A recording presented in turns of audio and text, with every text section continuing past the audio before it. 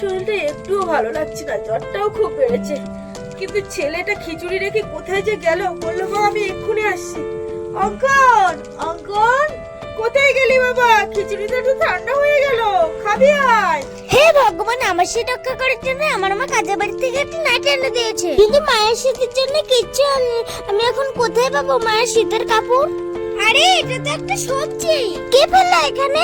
আরে এটা তো একটা ছেঁড়া কাপড়, তার মানে আমার মা শীত থেকে রক্ষা পাবে। মা, ও মা, দেখো তোমার এই একটু শীত লাগবে না। এই ছেলেটাকে নিয়ে না একটু পারি না। মা তোমাকে আর কিছু পারতে হবে না, দেখো আমি তোমার জন্য শীতের পোশাক নিয়ে এসেছি। আর হ্যাঁ, এটা দুপুরে রান্না করো। বাবা তুই এসব কোথা দিয়ে পেয়েছিস? মা যেখানে পাই তুমি ওসব ছাড়ো তো, না পড়ো এটা।